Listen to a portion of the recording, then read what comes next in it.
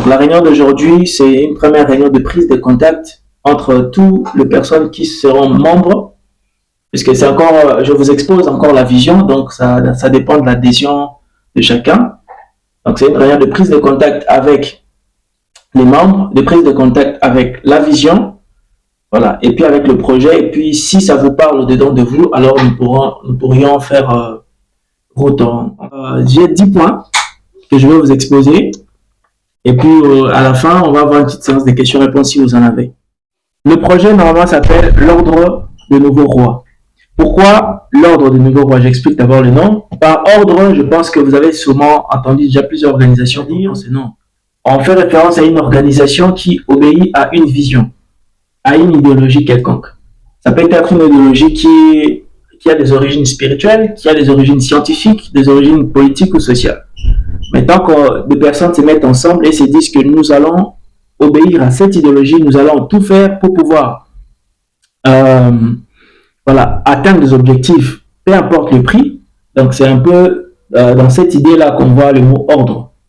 Et pourquoi nouveau roi? Pourquoi? Parce que nous vivons dans un... Alors soit on mène une vie passive, c'est-à-dire on vit, on se lève, on vit, on passe, sans que rien ne change, soit on devient des gens actifs qui prennent leur vie en main et qui se disent que par rapport à ce que Dieu nous a donné, nous devons valoriser, parce que je pense que peut-être d'autres, en dehors du fait qu'on ait des péchés personnels que Dieu va juger, mais je pense peut-être dans la liste des questions que Dieu posera à chacun, si tu es congolais, il ne manquera pas la question de savoir quelle a été ton implication, notre part de responsabilité sur notre propre souffrance. Parce que nous sommes un des pays les plus bénis, que ce soit dans le sous-sol, en termes de population, en termes de tout.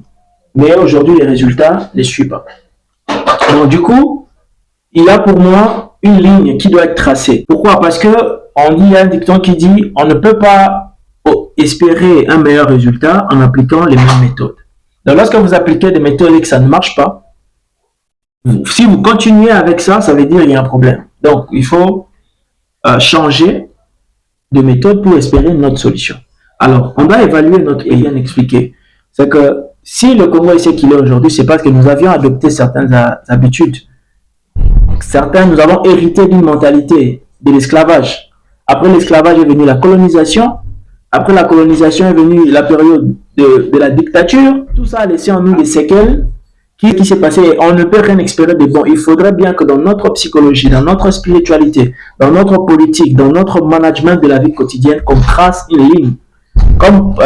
Ça veut dire, au bout d'un moment, nous devons comprendre qu'en matière de changement, il faut tracer une ligne, que ce soit une ligne psychologique.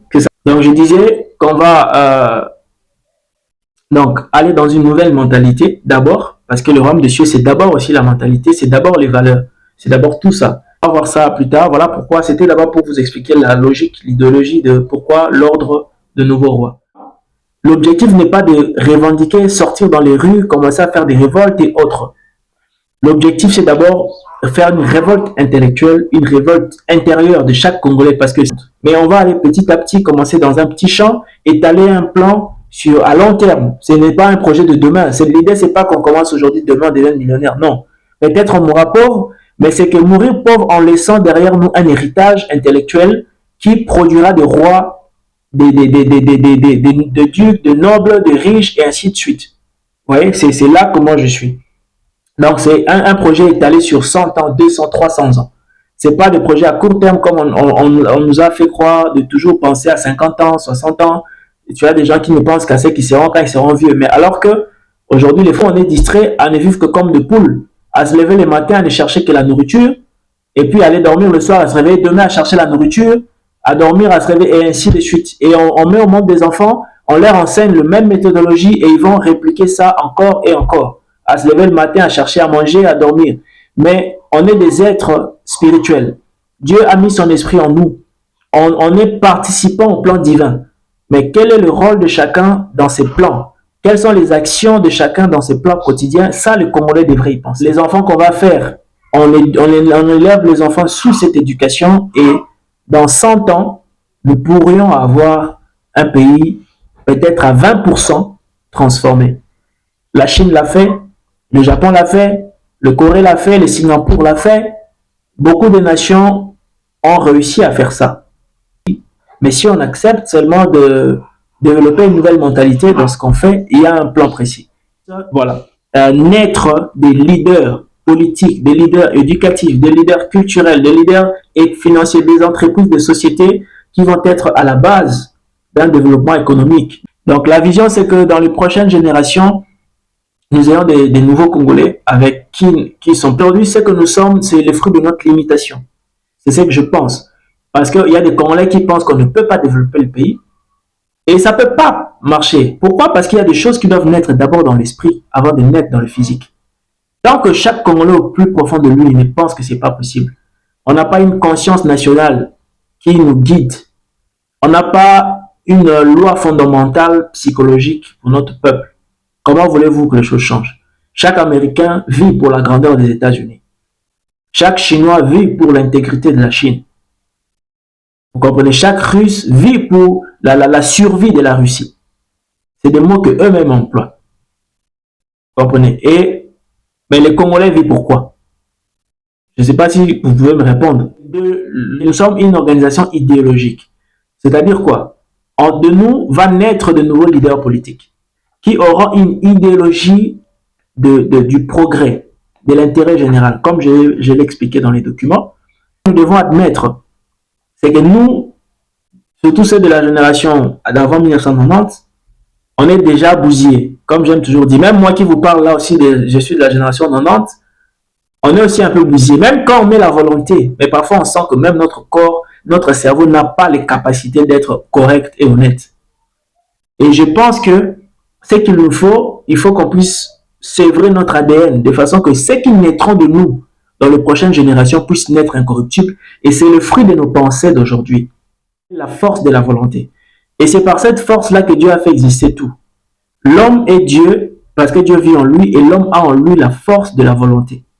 Et par cette force de la volonté, l'homme peut accomplir beaucoup de choses. Quand vous voulez vraiment quelque chose, toutes les lois et les forces spirituelles s'accordent à vous l'offrir.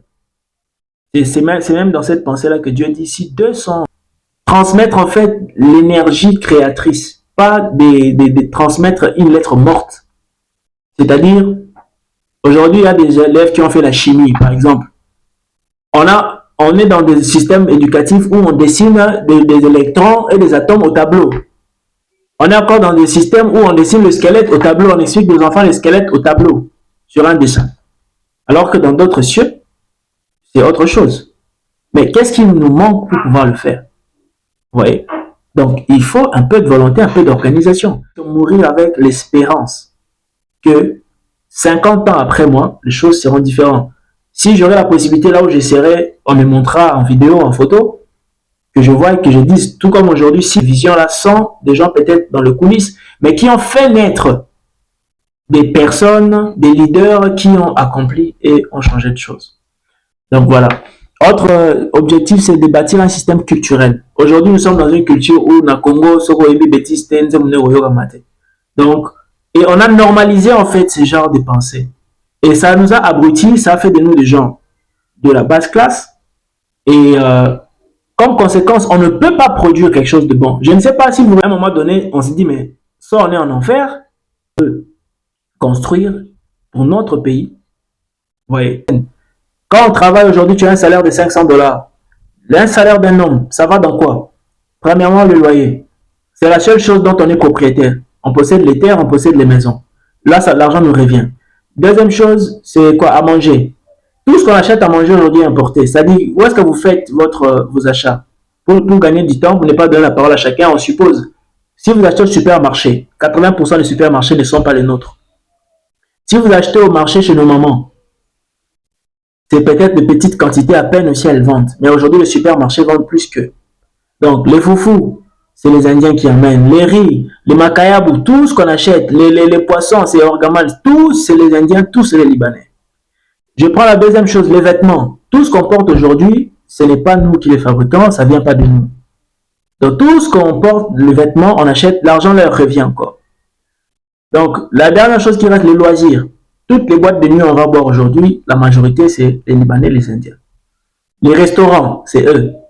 Donc, tous les endroits de loisirs. Ça veut dire quoi? Bah, faut 500 $. Na 500 $, on a yo so foot à 100 $. Donc, bon, ils ont mis la commise à 100 $. 400 $, on a ce pas là-bas. Parce qu'ils sont un même groupe. Et ils évitent le fuite des capitaux. C'est ce qui fait leur force. Et l'argent, ils trouvent où? Ce n'est pas pour qu'on commence à casser les choses dans la rue. C'est pas, moi, je suis pas là. Je suis pas là pour qu'on fasse des révoltes. Non, non. Pour moi, la révolte, c'est dans l'esprit d'abord. Comprendre. Parce que la vraie délivrance, c'est d'abord la compréhension. Quand tu as compris, c'est là que tu es délivré. C'est pas d'abord, tu dois comprendre. Quand tu as compris, tu es d'abord délivré. Et c'est là que Dieu commence maintenant à t'enseigner la voie de sortie. Et comme je dis, c'est dans le temps, il faut de la patience. Il faut du sacrifice. On doit sacrifier nos vies pour bâtir toute cette armée de connaissances qui va armer les prochains leaders de notre pays. Mais il n'y a que nous qui avons la bêtise de ne pas nous soucier de où part notre argent. Parce que l'argent, c'est ça même le pouvoir. L'argent, c'est ça même la spiritualité. L'argent, c'est ça même les esprits qui produisent, que Dieu a donné. C'est comme les dons de Dieu, en fait, pour pouvoir nous aider à produire. Alors, si aujourd'hui, on met de l'intelligence financière, donc quand vous choisissez aujourd'hui d'être des précurseurs d'un nouveau Congo, on doit comprendre que peut-être on ne va pas le voir. Mais derrière nous, il y aura un savoir qu'on doit laisser pour la prochaine génération.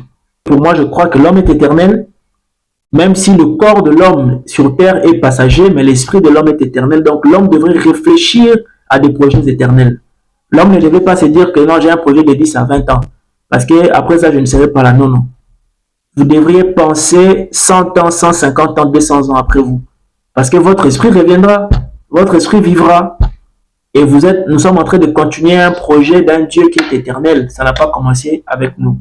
C'est quoi? C'est ceux qui sont animés d'un sens de mission. Qui ne vivent pas pour eux-mêmes, mais pour la vie. Ils savent comment créer des sociétés. Donc, les gens, nos parents finissaient les études pour aller chercher du travail à la fonction publique.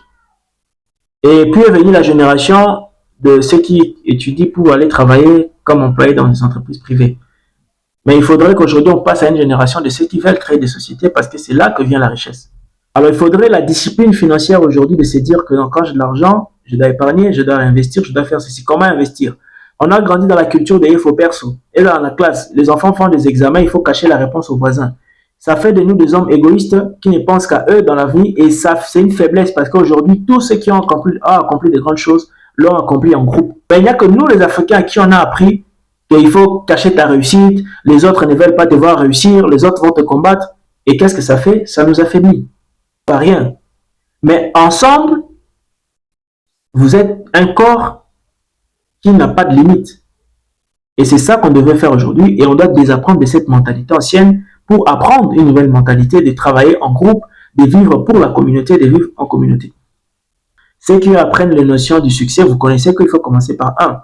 Donc, la première page, d'abord, on le fait, et puis avec le temps, on va accumuler, et puis jusqu'à ce qu'on aura toutes ces connaissances. On suivra le séminaire des renoncements, c'est-à-dire, chacun de nous aujourd'hui, dans cette jeunesse, s'est retrouvé, on sait qu'on est responsable. Ce n'est pas toujours l'autre. Parce que peut-être l'osso basé aujourd'hui, il faudrait d'abord qu'on renonce à cette mentalité de l'ancien Congolais pour que nous-mêmes, on commence à se mettre dans des conditions difficiles. Que il faut ça la même, je ne veux pas faire parce que je veux que les choses changent.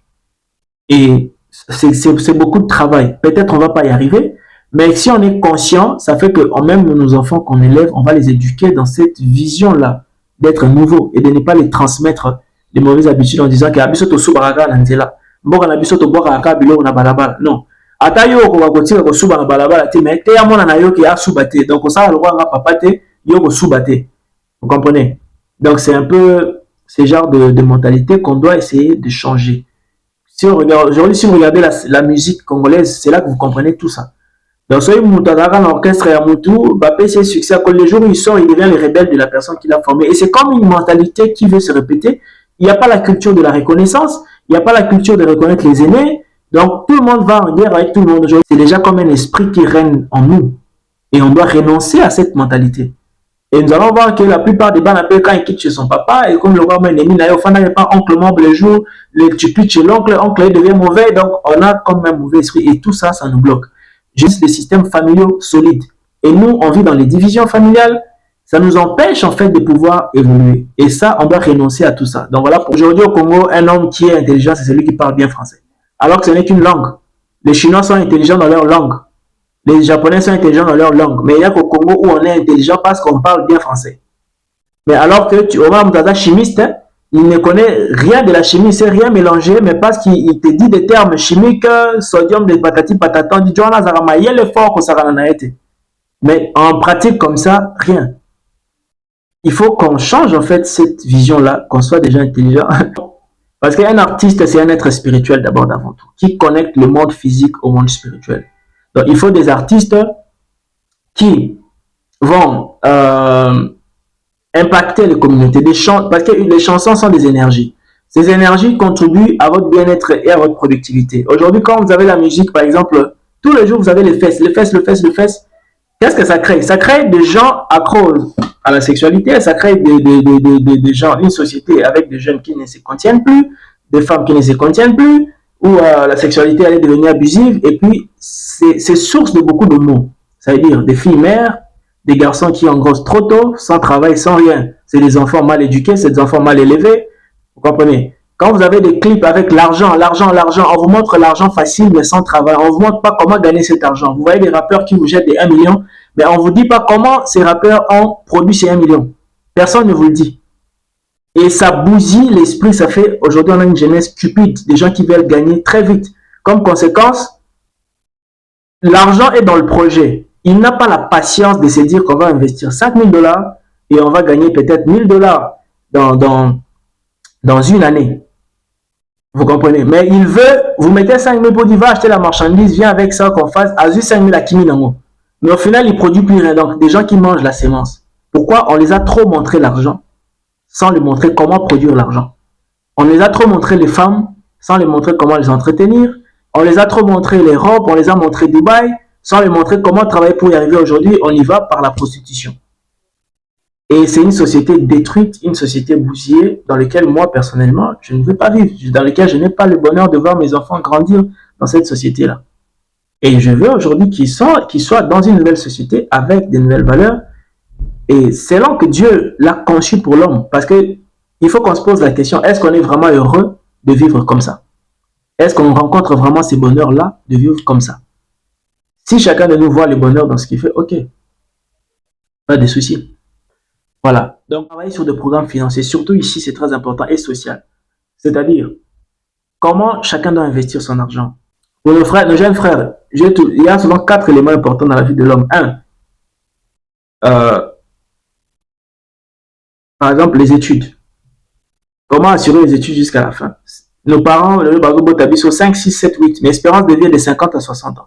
Généralement, si vous faites les calculs pour chacun, nos parents ont été capables de faire étudier convenablement peut-être 2 ou 3 enfants.